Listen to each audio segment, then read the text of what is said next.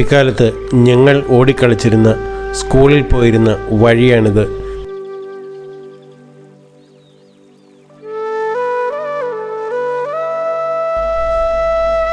അന്നൊക്കെ അവധിക്കാലത്ത് നാട്ടിൻപുറങ്ങളിൽ ഒരു ഉത്സവത്തിൻ്റെ പ്രതീതിയായിരുന്നു. എന്തെല്ലാം കളികൾ!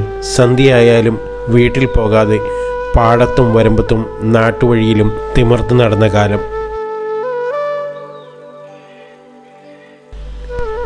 അന്ന് ഇതിലും വലിപ്പമുണ്ടായിരുന്നു ഈ നീരുറവയ്ക്ക്. തോർത്തു വലയാക്കി മീൻ പിടിക്കുന്നതിൻ്റെയും കരയിൽ നിന്ന് തോടിൻ്റെ ആഴമുള്ളിടത്തേക്ക് കുതിച്ചു ചാടുന്നതിൻ്റെയുമൊക്കെ ഓർമ്മകൾ തെളിഞ്ഞു വരുന്നു.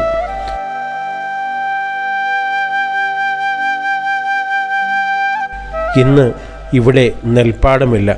അതൊക്കെ വളരെ മുമ്പേ തന്നെ അപ്രത്യക്ഷമായിരിക്കുന്നു. അവിടമെല്ലാം റബ്ബർ മരങ്ങൾ കയ്യേറിയിരിക്കുന്നു.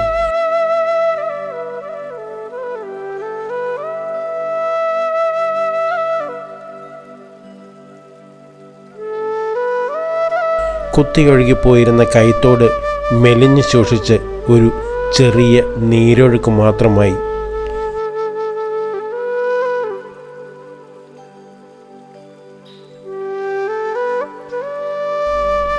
ഇന്ന് വീട്ടിൽ അവധിക്ക് വന്ന കുട്ടികളുമായി ഒരിക്കൽ കൂടി ആ സ്ഥലത്ത് എത്തിയിരിക്കുകയാണ്. ചേമ്പില മൂടിയ കൊച്ചു നീരറവിയിൽ കൂടി നടക്കുമ്പോൾ കുഞ്ഞുങ്ങളുടെ കണ്ണുകളിൽ സന്തോഷം തിരതല്ലുന്നു. നഗരത്തിലെ ഫ്ലാറ്റുകളിൽ ജീവിക്കുന്ന കുട്ടികൾക്ക് ഇതൊക്കെ വലിയ അനുഭവങ്ങളാണ്.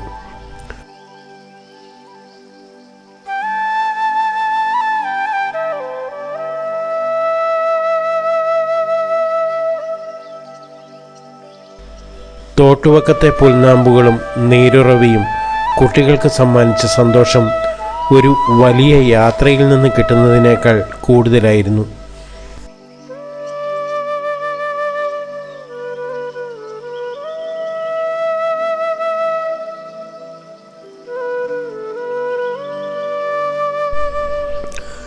ആദ്യമായി അവളുടെ കണ്ണുകളിലെ പ്രണയത്തിൻ്റെ തിളക്കം കണ്ടത് ഇവിടെയുണ്ടായിരുന്ന കശുമാവൻ ചുവട്ടിൽ വെച്ചായിരുന്നു.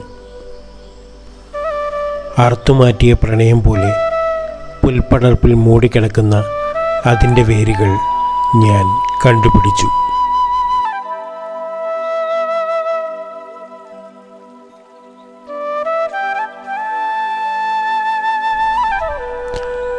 നഷ്ടപ്രണയത്തിൻ്റെ വേദനയിൽ തുടിക്കുന്ന എൻ്റെ ഹൃദയം ഇന്നും പൂർണ്ണമായി മാറാത്ത പ്രകൃതി മാത്രം കണ്ടുപിടിച്ചു.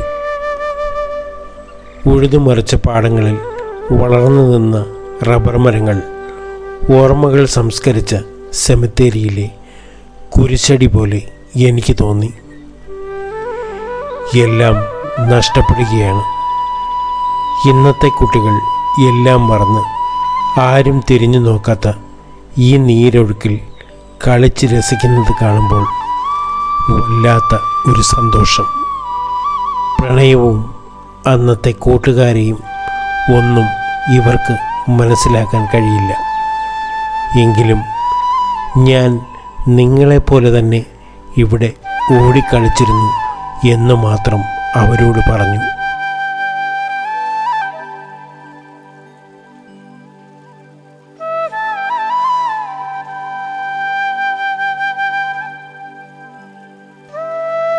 ഇനിയും വറ്റിവരളാത്ത നാട്ടിൻപുറത്തെ കാഴ്ചകൾ മറക്കാതിരിക്കൂ.